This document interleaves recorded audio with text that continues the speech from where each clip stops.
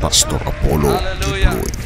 Siya ang isa sa mga pinaka-kontrobersyal na pastor hindi lamang sa Pilipinas kundi sa buong mundo dahil sa kanyang pagtatakda sa kanyang sarili bilang Divine Son of God na humahalili sa ating Panginoong Jesucristo at nabanggit niya na siya ang Diyos na makapangyarihan.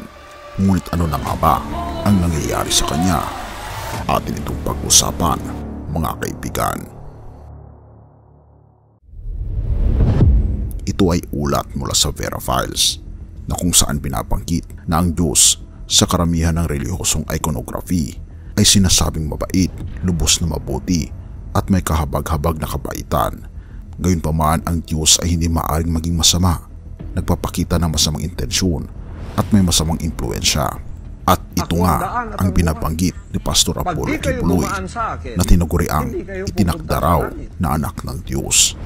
Inihayag ni Senator Risa Hontiveros noong Lunes lamang na siya ay may hawak na ilang mga personal na testigo kasama na ang isang isinagawang sinumpaang salaysay na nagrereklamo ng patuloy na kriminal na gawain ni Apollo Kibuloy kung ang mga pag-expose ni Senyor Aguila sa Senado tungkol sa kwalipikadong trafficking, pangkikidnap at seryosong illegal na pagkakakulong ay nagdulot ng matinding atensyon mula sa publiko dahil kay Hontiveros.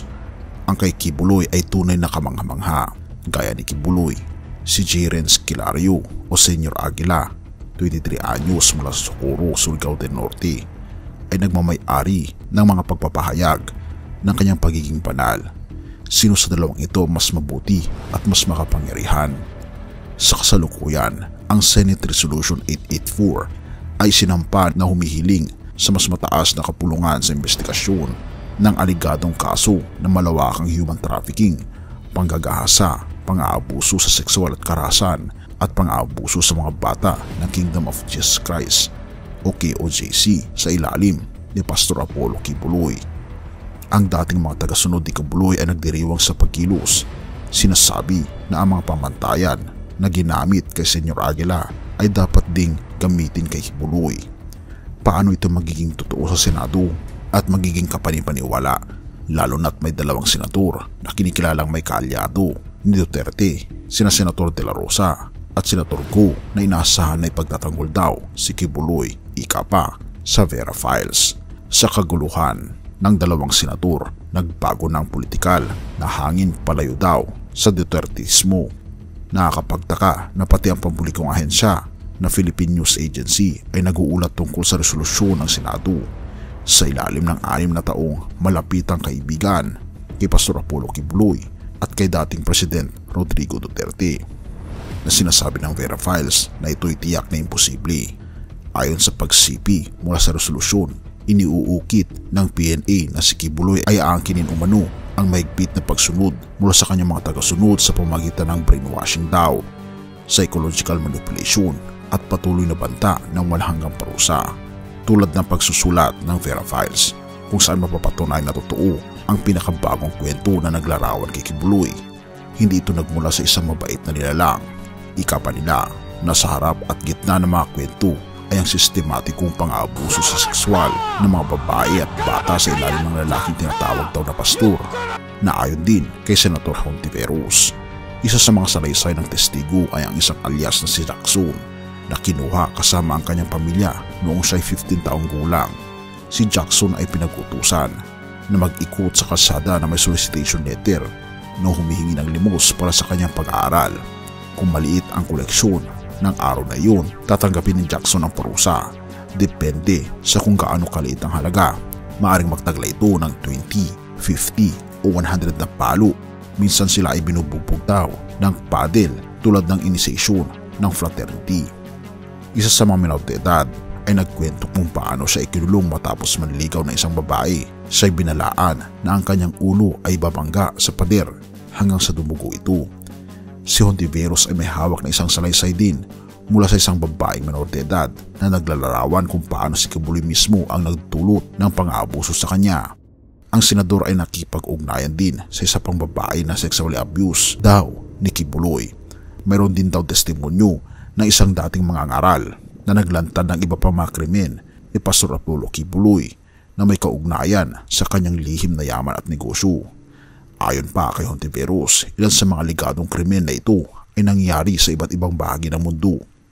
Sa mga pagdinig sa House of Representatives ukol sa legislative franchise ng Sunshine Media Network International o SMNI ni Kibuloy, sinabi ng abogado ng network na ang SMNI ay hindi pag-aari ni Pastor Apollo si Kibuloy, na hindi siya bahagi ng mga opisyal na korporasyon at isang black timer lamang siya.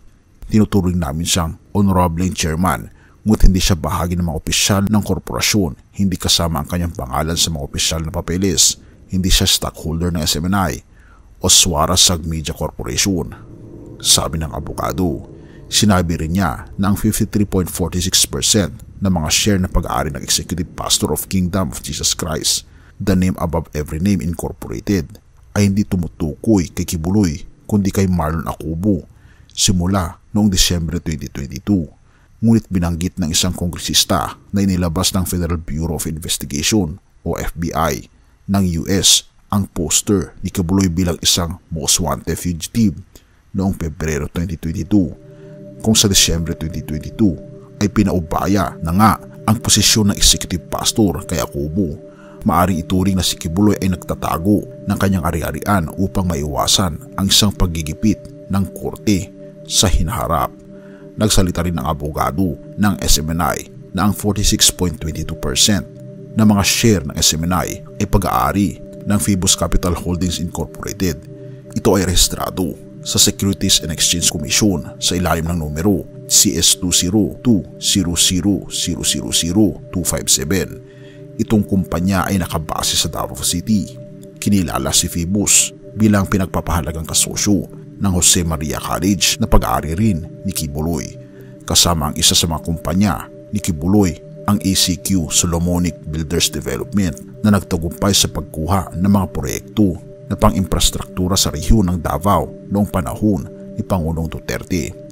Makikita ang listahan ng mga proyekto iyon dito. Ngunit sa pagdinig sa House, lumabas na ang Phoebus ay pagmamayari ng isang sulong profesional na kumpanya ni Pastor Apollo Kibuloy. Iniwan ng abogado ng SMNI ang kanyang bibig na nakabukas ng matuklasan ang katotohanan. Siyempre, alam niya kung sino ang may-ari ng Phoebus Capital. Ibig sabihin, tinatago ni Kibuloy ang kanyang 99.68% na absolutong pagmamayari ng SMNI. Tandaan din ang pangalan na Phoebus. Ito ang pangalan ng isang Olympian deity sa Grego at Romanong mitolohiya. Ito ang pangalan ng isang uri ng fungus. Si Captain Phoebus ang pangalan ng mayabang, di mapaniwala at babaero na kontrabida sa akda ni Victor Hugo na The Hunchback of Notre Dame. Si Phoebus na may dalawang mukha ay nagnanais ng isang gabi ng pagnanasa kay Esmeralda. Ginamit rin ang Phoebus bilang pangalan ng isang iligal na international na kartel na nagkontrol sa paggawa ng pagbebenta ng incandescent light bulbs mula 1925 hanggang 1939. Ang Phoebus ay isa ring pangalan para kay Apollo na binabanggit ng Vera Files. Si Kibuloy daw ay hindi nahiya na inuukit ang kanyang sarili.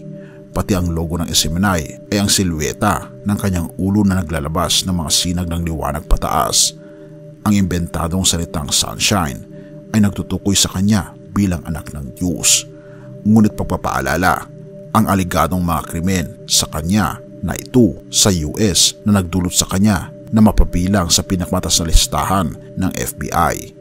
At kung ating makikita, ito ba ang sinasabi na Divine Son of God?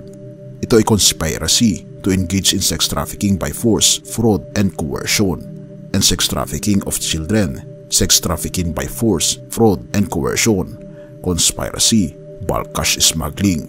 At kung ating mapapansin, ito ang sunod-sunod na nangyari kay Pastor Apollo Kibuloy. Ngunit ito ang mensahe ng ating Panginoong Diyos base sa banal na kasulatan.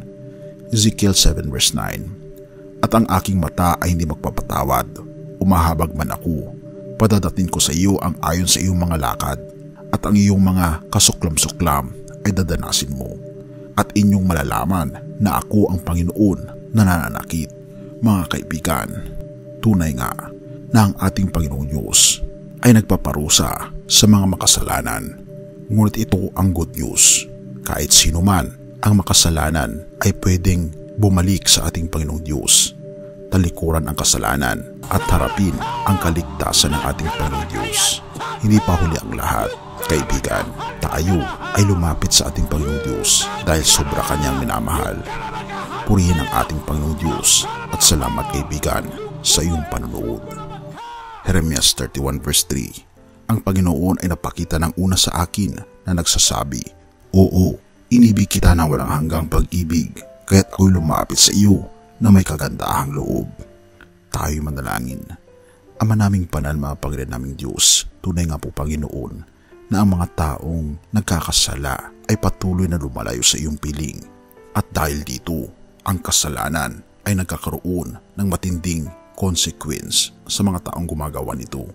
Kaya nga naman, Panginoon, tulungan kami na makita ang kaligtasan, talikuran ang aming mga kasalanan at harapin ang aming Panginoon Jesucristo.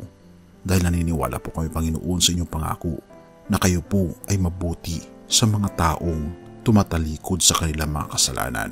At kahit na kami makasalanan, kami po'y lubos na iniibig po ninyo. At salamat, Panginoon, na kayo po'y lumapit na may kagandahang loob sa pamagitan ng aming Panginoon Jesucristo na nabayubay sa krus upang kami ay maligtas.